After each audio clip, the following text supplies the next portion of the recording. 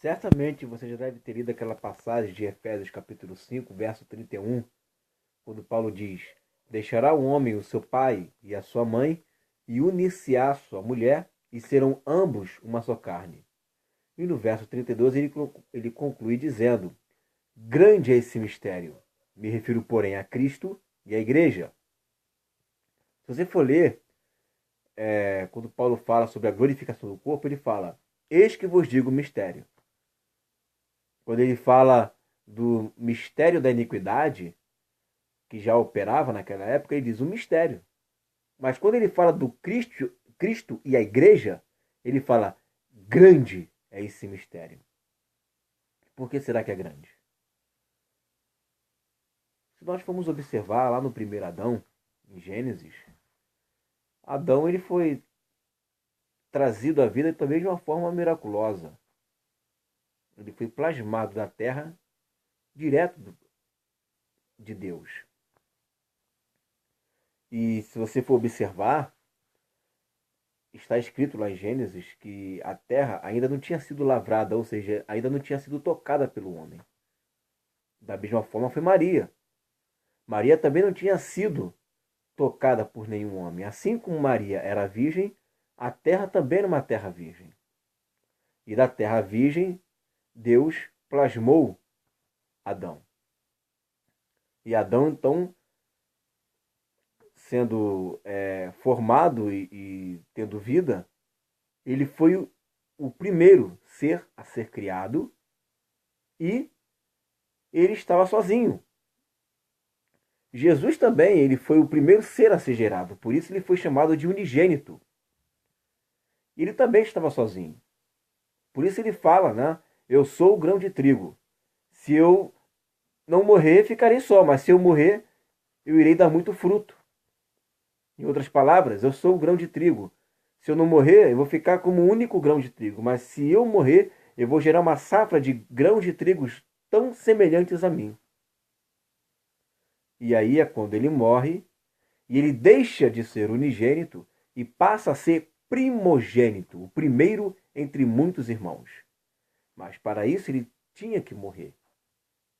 E foi quando Jesus ele caiu no pesado sono. E Adão foi a mesma coisa.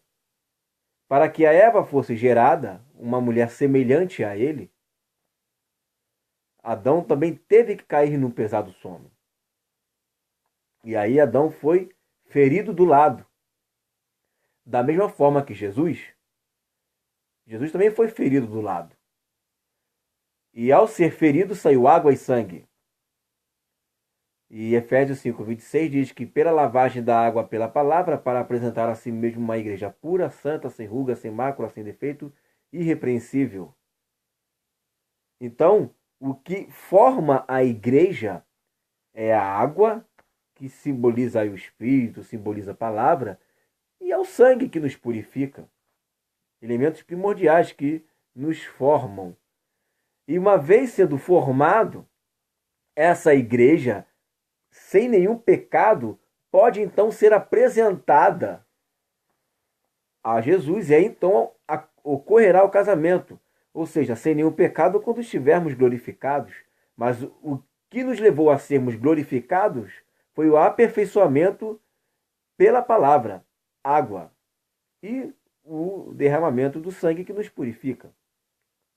Isso que gera a igreja. E a Eva foi gerada também, mas pela costela de Adão. Porque Adão foi ferido do lado. E uma vez ela tendo sido apresentada a Adão, e aí Adão já acordado, ela também estava sem pecado. Quando Eva foi apresentada a Adão, Eva foi apresentada sem nenhum pecado. E aí Deus o abençoou e eles se tornaram uma só carne. Da mesma forma somos nós, que vamos colocar assim, se me permitem, somos a segunda Eva. E seremos apresentados ao segundo Adão, sem nenhum pecado, como fomos glorificados. E seremos uma só carne. E uma vez Adão e Eva sendo apresentados e tendo a bênção de Deus, Deus os abençoou e lhes disse: sede fecundos, multiplicai, enchei a terra, dominem sobre os animais e sujeitem os homens a mim. Ou seja, Adão e Eva passaram a reinar.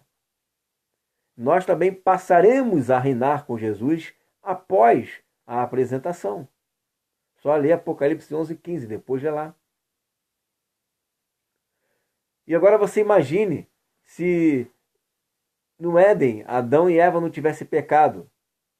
O que aconteceria é que aquele micro local iria se tornar um macro, porque o propósito era de encher a terra, né? Espalhar os descendentes ali na terra.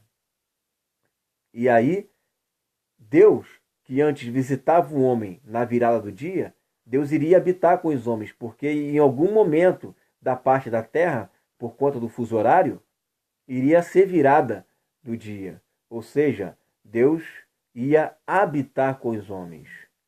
E não é isso que está escrito lá? Que Deus agora estaria habitando com os homens, ou seja, tabernaculando com os homens. Afinal de contas, Jesus estará reinando aqui na terra. É por isso que lá em Zacarias capítulo 14, fala sobre a festa dos tabernáculos, a festa da presença de Deus habitando com os homens. Você vê que legal?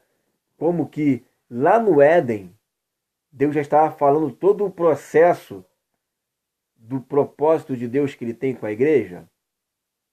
E aí você entende por que Jesus fala, né? Que o reino de Deus está preparado desde a fundação do mundo.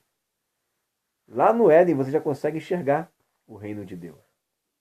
Lá no Éden você já consegue ver esse grande mistério. Mas esse grande mistério de um casamento, de pessoas que, observem, são da mesma natureza.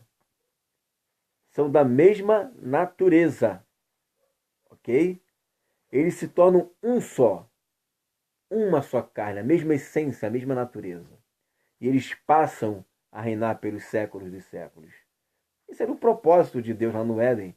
E conforme diz em Jó capítulo 42, nenhum dos seus propósitos pode ser frustrado. Então isso vai acontecer. Não ocorreu com Adão e Eva, que são um protótipo do reino. Eles são um arquetipo do reino. Mas vai acontecer com Jesus e a sua noiva, com Cristo e a igreja. Medite nessa palavra e fique na paz.